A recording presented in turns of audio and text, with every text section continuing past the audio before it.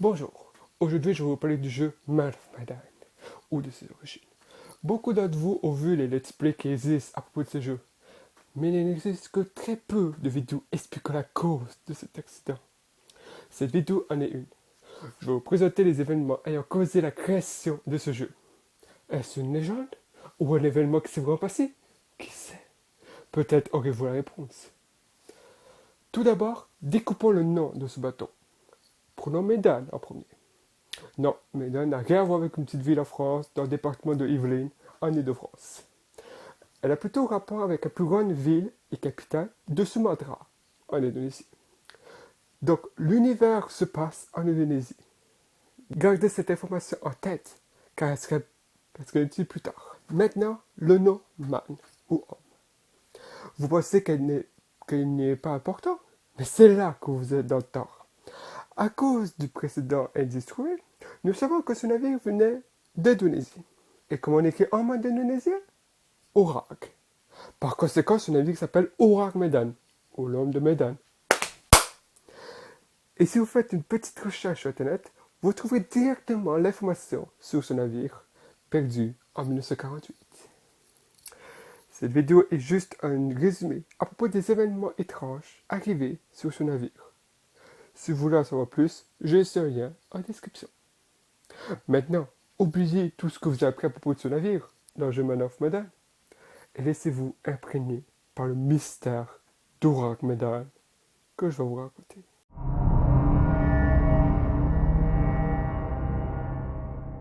Tout d'abord, il n'existe que de très peu de traces physiques de cet événement. Les seules informations qu'on a viennent de certains journaux néerlandais. L'événement principal se serait déroulé proche des eaux indonésiennes, en juin 1947 ou fin 1948, selon les sources.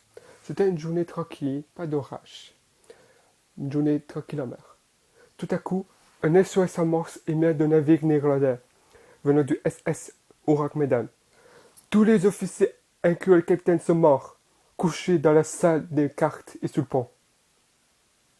Probablement toute l'équipe morte.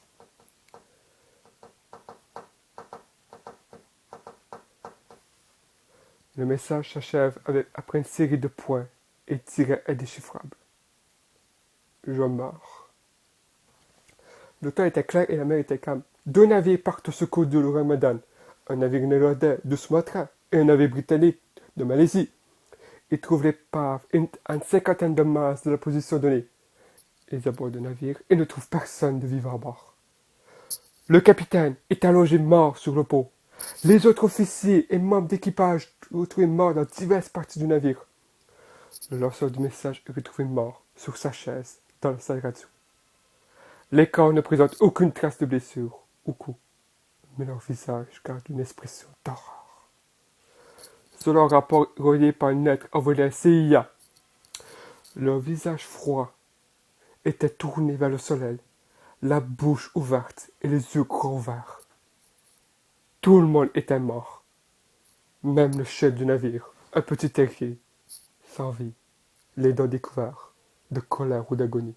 Les équipages de secours sont en train de préparer le remorquage du navire, quand des fumées et des flammes apparaissent dans la salle des machines et les obligent à quitter le navire. Peu de temps après, l'Orak Medan coule, suivant une explosion. Aucune trace. Il y a plusieurs théories possibles sur les causes de cet accident. Tout d'abord, on pensait qu'il y avait peut-être des cargaisons dangereuses, matières dangereuses, à bord du cargo, ou que le navire aurait pu faire partie d'une opération de contrebande de substances chimiques, telles que le cyanure de potassium, ou le nitroglycérine, ou encore dans le stockage de l'agent neurotoxique utilisé en temps de guerre. Rappelez-vous que la Deuxième Guerre mondiale, ça faisait juste 3 ans qu'elle venait tout d'être finie, ce qui est possible.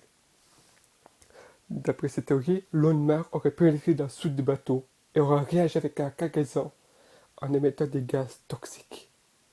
Gaz qui auraient causé la mort de l'équipage par asphyxie ou par empoisonnement. Plus tard, l'Onmer aurait réagi avec une nitroglycérine, causant le feu, puis l'explosion. Une autre théorie émise serait que le bateau transportait l'agent neurotoxique. Une autre théorie émise serait que le bateau transportait un gaz que les militaires japonais stockaient en Chine durant la guerre et qui devait être transporté jusqu'à l'armée américaine à la fin de celle-ci.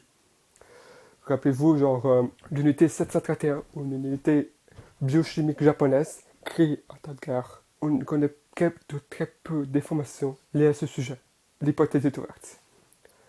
Aucun navire américain n'aurait pu transporter cette cargaison sans laisser des traces écrites.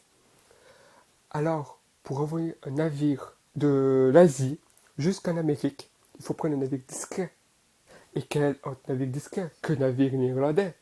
Plusieurs auteurs ont noté l'impossibilité de trouver quelque notion que ce soit au sujet de l'affaire dans le Lyon Shipping Register ou les archives nautiques anglaises.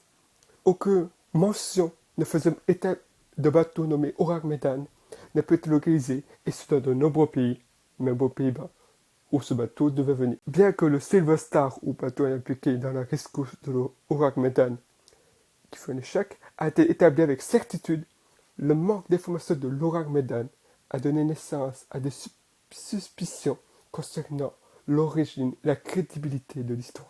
Beaucoup de personnes pensent que c'est juste une fiction. Mais vous savez qu'après la guerre, tout est possible. Rappelez-vous de l'opération Paperclip où que les États-Unis ont apporté des centaines et des centaines de scientifiques nazis aux États-Unis, secrètement, pour les faire travailler dans les fusées, dans les moteurs de fusée contre l'URSS. Donc, tout est possible, surtout pendant la montée de la guerre froide. Le jeu Man of Medan est un jeu presque réaliste, car le vrai Man of Medan a coulé en 1948. Et il était néerlandais. Il n'y avait aucun personnel militaire américain à bord, sans laisser trop de traces. C'est plutôt un navire marchand, pacifique, qui s'est fait asphyxier par on ne sait quoi, et que tout l'équipage à bord sont morts. Mystère. Merci de m'avoir écouté, et à la prochaine.